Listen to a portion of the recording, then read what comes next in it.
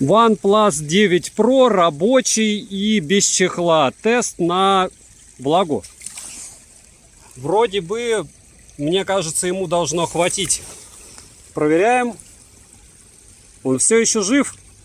Спросите у меня в комментариях, но мне кажется, вряд ли с ним что-то произойдет. IP68 на таких аппаратах — это серьезно. Oxygen OS. 822 тысячи попугаев в Antutu, бодрых 7 часов автономности, возможность снимать в 8К при 30 FPS, фирменный механический переключатель режимов, самый современный дисплей с разрешением QHD+, и частотой обновления 120 Гц. Поддержка беспроводной зарядки в 50 Вт. Отличный выбор цветов. Камера, на которую я снял два своих последних обзора. И, разумеется, операционка, не накатанная на китайскую Color OS, а в стоке. Аппарат брал себе, глюков море, но в целом по ощущениям пушка, моя пушка. Сейчас подробно расскажу с примерами видео и результатами всех бычмаков. Tube 833, всем привет, меня зовут Саня, вы на канале Польза.нет, и здесь только быстрые обзоры. Основные тесты смартфонов я провожу онлайн на стримах и оставляю это дело в записи. Подписывайтесь с колоколом, скоро мне придет еще OnePlus 9 без Pro и сравним их на стриме. Читайте описание для участия в конкурсах, а сейчас основное о телефоне OnePlus 9 Pro. Упаковка по мне довольно приятная. Внутри просто царский комплект, который в 2021 уже нигде не увидишь. Телефон, документация, скрепка, бодрая зарядка на 65 Вт, кабель, довольно качественный комплектный чехол и смартфон. Эмоции при вскрытии, конечно, просто зашкаливают. По мне, подача у OnePlus классная. По телефону, в зависимости от цвета, поверхность или матовая, или глянцевая. Я купил телефон себе зеленого цвета, и он у меня матовый. Не люблю я глянец. Габариты и вес вы сейчас видите на экране, как и его габариты относительно собратьев по цеху. Huawei P40 Pro, Poco F3 и других моих смартфонов. В целом, для моей руки телефон крайне удобный, а вот сканер отпечатка пальцев в экране пусть и работает хорошо, однозначно расположен максимально бездумно и неудобно. Очень низко. Экран не водопад, что для меня большой плюс. Играть удобно. AMOLED-экран нового типа LTPO Low Temperature Polycrystal Oxide. Низкотемпературный поликристаллический оксид. И это уже не новинка, но свежая. Такие экраны уже ставили в Samsung Galaxy S21 Ultra. Основной плюс — это низкое энергопотребление. При необходимости экран сбрасывает частоту обновления до 1 Гц. Допустим, читаете. Максимум уже поддерживает 120 Гц, что для большой автономности особо аппарату, если честно, по мне не помогает. Яркости на солнце хватает. Глаза, несмотря на шим, у меня от экрана не устают, хотя он здесь просто запредельный. Есть очуменная функция Always On Display с индикацией секундной стрелки. Заводская защитная пленка адекватная с олеофобкой, пользоваться с ней телефоном можно. Плавность супер, минимально закругленные края меня радуют. Внутрь можно поместить две физические симки, правда в версии для США только одну. Лоток прорезинен, защита от влаги IP68, разблокировка по лицу отрабатывает молниеносно, разблокировка пальцем нервирует, очень уж низко расположен сенсор, как я и говорил. Единственное техническое отличие глобалки от китайской версии — это модем 4G, 5G, ну и операционка. В китайских смартах это Color OS. Притом просто так сейчас операционку не переставишь. И мало того, что при переделке с Color OS на Oxygen OS у вас еще и может оказаться на руках кирпич вместо телефона. Bluetooth версии 5.2 в DC-диминг можно активировать только через ADB. Из коробки он вырезан. Стереозвук мощный, чистый и качественный. Wi-Fi 6-го поколения. Результаты бэчмаков процессора, памяти и GPU вы и так видели. Но даже этот монстр не позволяет играть на ультрах в Genshin Impact без фризов. Лагов слишком много. Но в целом в играх он ведет себя отлично. В танках на ультрах не греется, но повторяюсь, смарт не игровой. Отдельно хочется отметить, что на тротлинг-тесте яркость телефон не сбрасывал, даже когда проседал по частоте. Для примера, 30 минут в штатном чехле на 20 потоках он проходит не особо хорошо, но проходит. А вот на 100 потоках уже на 15-й минуте начинается лютый сброс частоты. Сенсор приближения работает отлично, все виды геолокации поддерживаются, барометр, акселерометр и электрический компас, разумеется, на борту. NFC для бесконтактной оплаты работает, USB Type-C в версии 3.1. Рама алюминиевая, тыльная поверхность из стекла Gorilla Glass 5 версии. По материалам, как и по сборке, ощущения от всего. Премиум. Батарея разделена на две банки для более быстрой зарядки. При зарядке беспроводной зарядкой в 50 Вт телефон вообще не нагревается нагревается, что нереально удивительно. По проводу штатной зарядкой в 65 Вт заряжается всего 28 минут. Разумеется, поддерживается быстрая зарядка Power Delivery. В то же время по тестам автономности телефон может прожить около 7 часов постоянного использования, что не так и много. По автономности в играх он тратит около 20% батареи на максимальной графике в Асфальте 9 за 30 минут. При том, что лагов или сильного нагрева при этом я не ощущал. По фото и видео возможностям. Основной сенсор, как и почти у всех флагманов, на 48 мегапикселей Sony IMX789, есть ультраширик, макро и монохром. Слоумо в 4К 120 FPS снимает, максимальное разрешение у основной камеры 8К при 30 FPS, автофокус гибридный отрабатывает очень хорошо. Четвертая камера, которой некоторые закрывают пальцем и считают ее пустышкой, это просто монохром. Это черно-белая камера, помогающая делать фото лучше. По фоткам аппарат пока средняк, по съемке по мне топ. Я снимал на него 2 своих последних обзора на канале, можете посмотреть, по мне вышло хорошо. Вот вам пример съемки с руки, без всяких разборов. Это не лучшая камера, но однозначно на ценник данного аппарата на данный момент. Фронталка 60 FPS OnePlus 9 Pro.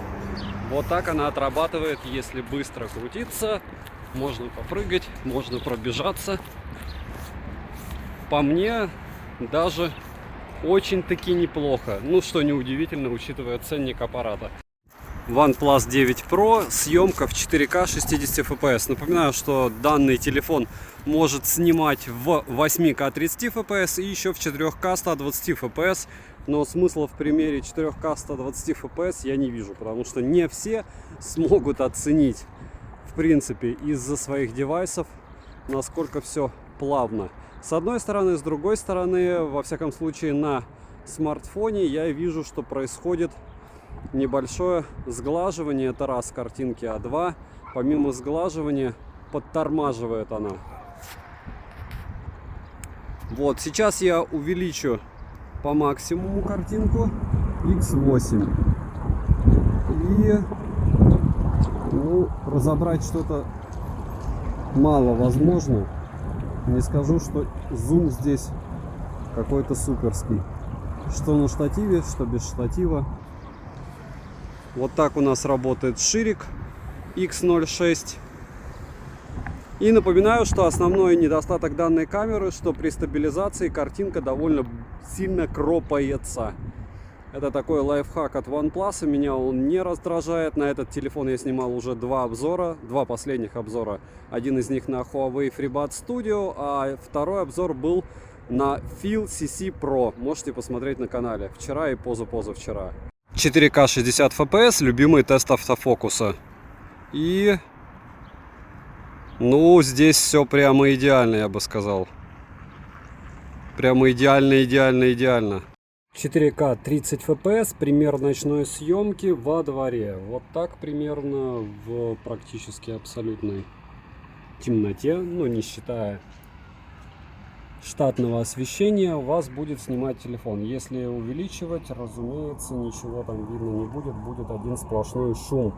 Фотографии двора вы сейчас увидите, но в принципе я ничего суперски снимающего ночью и не встречал. По перегреву при съемке в высоком разрешении. Ограничения на 5 минут непрерывной съемки нет только на 4К 30 FPS. Все, что выше, имеет ограничение в 5 минут. Ничего не изменилось со времен OnePlus 7T Pro. Камера вырубается при 47 градусах. Для первого перегрева нужна примерно одна запись в 8К 30 FPS на 5 минут и 4 записи 4К 60 FPS по 5 минут. Остывает телефон около 3 минут. Уверен, что камера еще допилят. Так же, как и энергопотребление, все станет только лучше. Минусы. Селфи-фото даже без улучшалок улучшает довольно сильно. И вообще селфи я бы не назвал сильной стороной данного аппарата на данный момент. Шумы при зумировании и плохая съемка ночью тоже отличительная черта. Ужасный шум, притом DC-димминга нет, в том числе даже в режиме разработчика. Нет ИК-порта, нет мини-джека, тротлинг на 15-й минуте перегрузки, жесты навигации внизу все еще не включить. Кривой портретный режим и 4К 120 FPS по мне слегка подлагивает. Тротлинг есть, но меньше, чем у Mi 11. Можете посмотреть мои прожарки на стримах онлайн этих двух телефонов и сделать для себя выводы. Цена по ссылке в описании к видео глобалки около $800 с бесплатной доставкой. Я заказывал именно там. На борту Oxygen OS без всяких перепрошивок, и не забудьте, послезавтра начинается сейл. Свой именной промокод на скидку в $10 с $90 я уже скинул скинул мой телеграм-канал скидок по ссылке в прикрепленном комментарии. Пользуйтесь. Резюмирую. Советую тем, кто данный аппарат хочет. Все флагманы по мне оверпрайс. У этого среди остальных ценник уже более-менее адекватен. Все 888 снапы печки. Притом OnePlus я считаю, что эту печку в каком-то смысле обуздал. По камерам можно спорить вечно. Для моих целей это лучший камерафон из тех, что у меня были, и на него я буду снимать свои ролики. Вкупе с Huawei P40 Pro. Приходите сегодня на прожарку Poco F3 на канале для стримов. Ставьте лайк за труды, подписывайтесь с колоколом. Спасибо за просмотр. Девайс сюда. Добра и удачи вам, друзья.